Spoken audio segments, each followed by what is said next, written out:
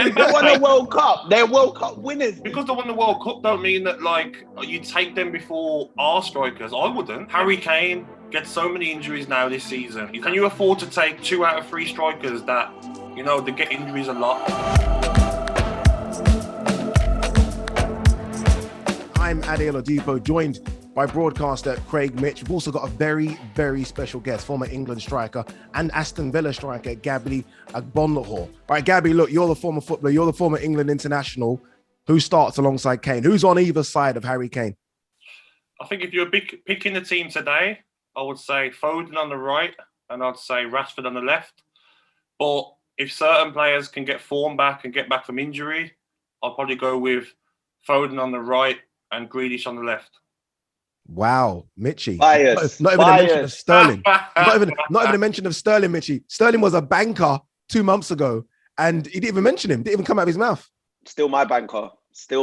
I have to say, Ade, like for me, forget form and all of this stuff. I just think that first game at the Euros, it has to be Harry Kane up top, Sterling on the left, and I'm actually going to go Jadon Sancho on the right. Now, I know a lot of people on these follow him on Instagram. Does he follow you? No, but do you know what it is? A lot of people on these shows might debate that, right? But it just shows how much people over here just don't watch anything other than English football. Because if you look at what Jadon Sancho is actually doing in the Bundesliga, some people would say it's a quiet season, but his numbers speak for themselves. And he's always a handful for defenders, always. And remember, him and Foden have always been in that conversation. They've always been like the star boys from the Man City days. If someone said to me, Sterling, Sancho, I'd say, yeah, I agree. If someone said Sterling, Rashford, I'd say, yes, I agree. You can't really argue about any of them, can you? Because I think all of them can do like a great job. What if someone says to you, Foden, Sancho? I'll be fine with that as well. I think we're talking about like, what's the difference between all of them really? They're all great. 1A, 1B in it. Like it's just there is no difference. You're changing class with class. I think if you want to be like intricate and get onto all the details, you could look at it and go, maybe are some of them suited to playing on the left, or some of them suited more to playing on the right. You could go into it, but they're all such talented players that they could play anywhere across that front three. But I think the Sterling thing is interesting because like, he's been off form, but I just think when you've got a player that experienced in winning things like he has with Man City, he's an experienced winner now, he's seasoned, and he's got the experience of the last competition, which was obviously the World Cup. And he didn't have a great tournament, but I think that experience of knowing, all right, that's what I did in this tournament. This is what I need to do in this tournament coming up. I think that's priceless. There's going to be a lot of these youngsters going into this, and this is their first major tournament. How are they going to deal with that pressure? I think it'd be nice as well to see, like, I agree. When Sterling's on form, he's definitely starting. He's the first pick for me on the left as well. Not the right, the left, I'll have him. But it'd be nice to see him and Foden play together. Foden knows the runs that he makes every day in training, in games. On the right, playing balls over the top for Sterling. But I just think Harry Kane's going to want to play with 2 quick players, isn't he? So he can drop off, not have to, like, running behind. So maybe he might go Rashford and Sterling. We just don't know, do we? How much say, look, Harry Kane, we know how important Harry Kane is to England. How much say do you think Harry Kane has and who plays either side of him? I don't think he'd have any say. I don't think he's that sort of guy. I think if you're talking about other players, maybe Ronaldo, Zlatan, them sort of players would be probably saying, play this, play that. But I don't think Harry Kane can play anything, to be honest. I think Gareth Southgate will demand that respect of no player, saying, I prefer to play with him because they're all quality players. And the manager needs that authority. Yeah, Mitch, how many strikers do you think he goes with, Mitch? Do you think it's 5, 6? Well, it's weird because how do they group it these days? I feel like they do the defenders, midfielders, and the forwards, and then they just power all of the wingers and everyone, the forwards, just together. They don't really separate it like when we was younger. But what are you talking, like out and out nines? Out and out nines. Do you think he goes just Dominic Calvert-Lewin, Harry Kane? That's it. I think he's going to go for 2 because I think he's under so much pressure from the fans and everyone about this kind of attacking midfielder situation. Because Harry Kane, that he's getting his injuries, isn't he? His ankles, he's getting different injuries. I think Calvert-Lewin's a great player, but I don't think he'll want to rely on Calvert-Lewin as the second striker for the whole of the Euros. What, because not good enough, not experienced enough? No, I think he's a good player, but I think the way England are going to play, they're going to want someone maybe better with the link-up play, someone more clinical. So I think, like, if Greenwood keeps playing, keep scoring goals. You seen what he's like recently. If he gets the right chance, it's a goal. It's a guaranteed goal, like it is with Kane. I think the only thing that might cost Greenwood is the incident in Iceland. Yeah. Foden's been that good that that's been forgotten by Southgate. But Greenwood's got to go, like, you know what, keep scoring goals. And maybe Southgate will be like, you know what, all right, I'll forgive you now because you give me no option because you're playing so well. Because if Kane got injured, I'll play Greenwood before Calvert-Lewin because he's an. Would you? Yeah. Yeah, because the players that we've got attacking midfielders, they're going to get chances for the number 9, and Greenwood will finish them. That's a whole change of formation up front, though, isn't it? In terms of the way Kane plays and the way Greenwood plays, it's a completely different shift. Then, Greenwood can still come and do what Kane does and come off and link up play and get in the box. He's clinical, mate. I've seen him clinical. Do you know what? Players at Man United, they've said that he's clinical finisher. I agree with you. We do need a different, because Calvert-Lewin's kind of like a carbon copy of Harry Kane, you know. But just a lesser version. Exactly. So I would say the same, but I'd say Danny Ings, you know, and it sounds, you know, he's not on paper. It's not a scary name for, like, you know, if you're the France defenders or the Belgian defenders, you're probably thinking, it's not that scary. But the way he plays, he offers he is the polar opposite to Harry Kane, but he's much more experienced than Mason Greenwood. Yeah. You know what? I know he's not experienced at a high level, but he's dangerous. Do you know what? I agree with you, but you know why he won't take him and why he can't go? Injuries. Doesn't trust him injury-wise, bro. You can't be taking players. In a tournament. But you can't. Right before the tournament. How many times have we been to tournaments and players have gone injured and, like, okay, they missed the whole tournament? Ings has been injured how many times this season? He's come back recently, done his hamstring.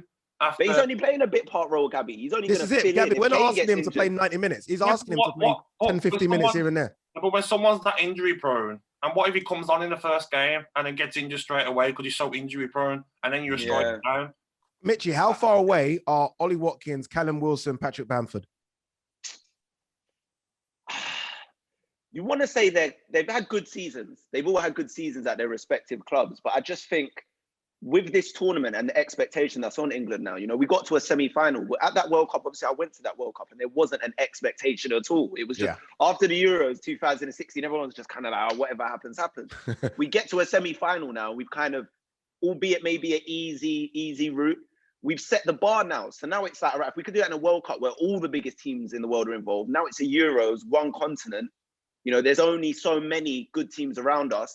It's a minimum semi-final. So I think with that pressure on this England team in this tournament, I don't know if a lot of those players are ready, because a lot of them haven't played Champions League football at the highest level. They haven't played for England properly at the highest level. And that's why I say players like Sterling need to come into the fold. Danny Ings, you know, although he's at Southampton, he's been at Liverpool, even though he didn't play a lot. He's been around a winning culture and players that are winners. And you see that when he plays for Southampton. You know, even that goal the other day against Spurs where he just kind of peeled off, headed it, and somehow it's gone in off the post. Somehow it's gone in.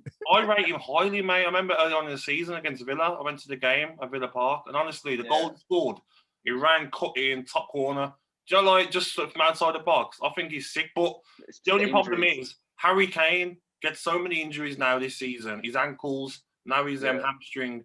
Can you afford to take 2 out of 3 strikers that, you know, they get injuries a lot? Look, we've been mentioning so many different strikers, so many different forward lines. Do we have the best forward line in the Euros?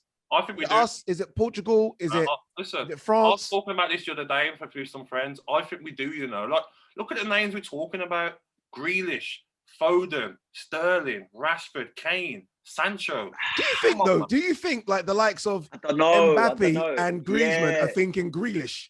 No disrespect. Mbappe, do you think they're really Griezmann, thinking Dembele, Grealish? Yeah. Martial. Madness. Come on, bro. Dembele and Griezmann haven't even performed this season. You can't be putting them ahead of, like, Sterling, Rashford, Kane. Who? Dembele and Griezmann. You can't be, like, saying that, like, you'd rather them than, like, Kane, Rashford, Sancho. No way. Yeah, but they've won a World Cup, though, Gabby, man. These guys know. No, I know, man, but...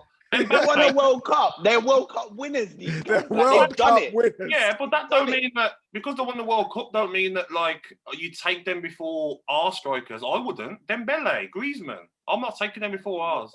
A lot of people we're talking about, let's be brutally honest, we watch them week in, week out, and we know what they're capable of. What? They haven't won anything at that level. A lot of these players, Greenwood, he hasn't won a trophy yet. Coming home, they're ready, mate. Oh, here we go. He started it already. Let's be serious. Mbappe is like, he's there. Like, No, he's close. beyond your screen. He's Yeah, beyond he's the like screen. there. Exactly. No one's close. Do you know what I mean? Mbappe is like. No, well, Harry Kane's close. Harry Kane's. Let's not do that. Harry Kane's in not that to conversation. Mbappe, bro. Not to Mbappe's Mbappe mad. level, Mitchy. Nah. No, hold on, wait. Pause. I don't want to jump on my Spurs bias right here on this. Yeah, let's be clear. Mbappe, talent-wise, is in a different stratosphere, but he is still young, and Harry Kane's 27. I think the numbers Harry Kane and what he's doing, he's in the conversation with Mbappe. No, yeah, you're right. No, he's in We're the just talking conversation. numbers and what he does. You know I'm not saying he's what I'm better. talking about, bro. Mbappe, mate, in the Euros coming up, what he's doing for PSG at the moment, bro. When he gets the ball, he can just do a madness, mate. I'm talking like Yeah, but he's doing it for PSG. He's doing it for PSG. Mitchy, what about he did in the World Cup? We saw it in the World Cup. No, you just said World Cup, and now you're changing your mind. No. I'm not changing my mind. I'm saying that PSG point to me, I'm not taking that. The World Cup point, I'll take that 100%. Mbappe is different, and you're fueling my argument anyway, Gabby, because I said that the France. I don't know if the England attack line is better than the France one. Mbappe alone is just. Mbappe alone counts for at least 1.5 or 2 of our boys. You know what it is, though? Mbappe is a problem, and no defense is going to want to play against France, knowing that Mbappe is running at you because it's mad. Do you know what I mean? Like, Kyle Walker's the there. Problem, If we play France, Kyle Walker, you're there, mate. You started no matter what. We need the quickest player we've got in the squad there.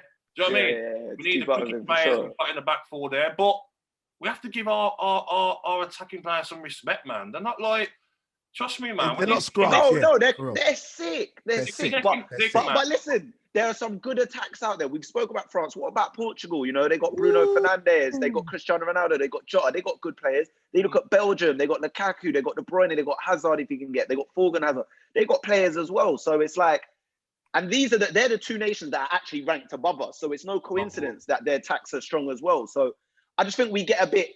We get a little excited about the Premier League, don't we? Yeah, and then we don't really we don't give enough respect to the other players that play around Europe because we don't watch them enough. But some like Griezmann, he ain't had a good season, but that is such an intelligent player on his day. No. I'm just saying that, like, if we can get the right front three out of 7-8 players, pick the right three, bro, and they click, bro. Come on, man. Kane. But we also need the right formation, Gabby. We need the right formation. Kane, natural finisher. He's going to score goals, giving chances. Sterling on form. He's unstoppable. The runs he makes in behind, the ones he is a problem. All right, guys, look, that's the first one in the can. Thank you so much to Craig Mitch, broadcaster and former Villa and England striker Gabby Agbonlahor. Remember, look, 2 videos every single week in the lead up to the Euros and inside the Euros as well. Make sure you do like, share, subscribe, leave a comment as well. Spread the love, people. Tell people about what we're doing over here.